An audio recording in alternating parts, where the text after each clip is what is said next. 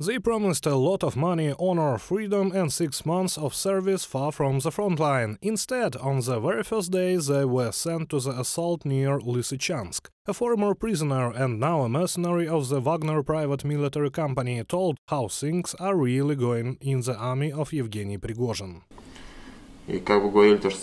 They said that the mortality rate is small. In fact, the mortality rate is very high. Few people remain alive, and it will be difficult to make it through alive for these 6 months. One might even say impossible. For you to understand, I had 90 people in the platoon. At present, there are only 20 left alive. Instead of quality training, they undergo 2 weeks of light courses. In case of injury, a militant can count on a first aid kit with only bandages and tourniquets. And those who refuse to be cannon fodder are shot.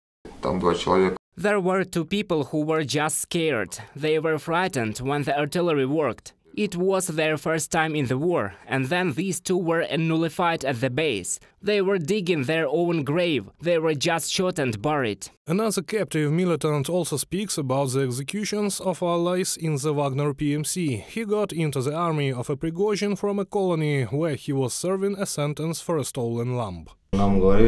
We were told that those who would retreat, we would immediately shoot them in the back. Who will shoot them? Detachments? No, their own. Those with whom you worked will shoot you because they are given such an order to shoot, and that's it. As I understand it, if you started to give back, then they just took you and shoot you.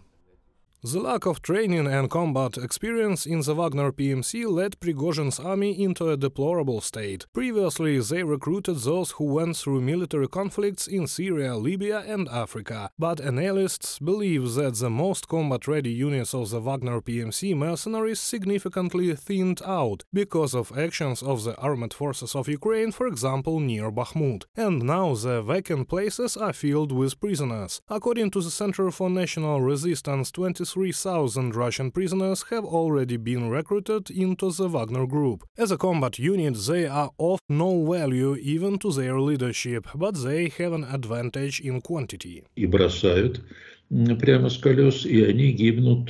They were thrown into battle directly from the wheels. They die in large numbers. These are mercenaries. Their main motivation is to get money and at the same time stay alive. These are 2 factors that determine their behavior on the battlefield. They are in conflict because in order to receive money, the mercenaries of this group must actively participate in hostilities. On the other hand, the more actively they participate in battles, obeying the commanders, the higher is likelihood that they will be killed or maimed. And the fear of being maimed reduces combat motivation. And even the fact that those guilty of serious crimes in the Russian colonies are recruited for the Wagner PMC does not give them any advantage on the battlefield.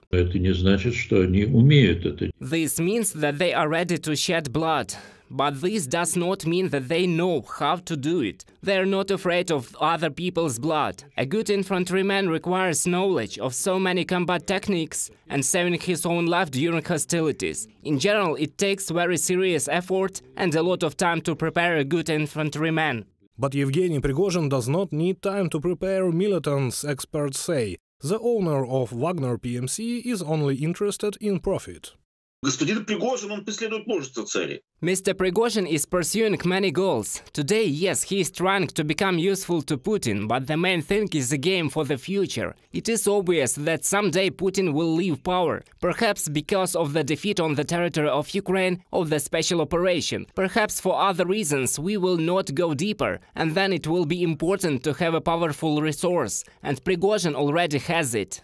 Prigozhin doesn't care how many people were killed in his army. After all, according to the Federal Penitentiary Service, there are almost 440,000 people in Russian prisons. Hundreds of thousands of people he could easily send to the front line. Reported by Serhiy Kulyas, Angelika Brushnevska, UATV News.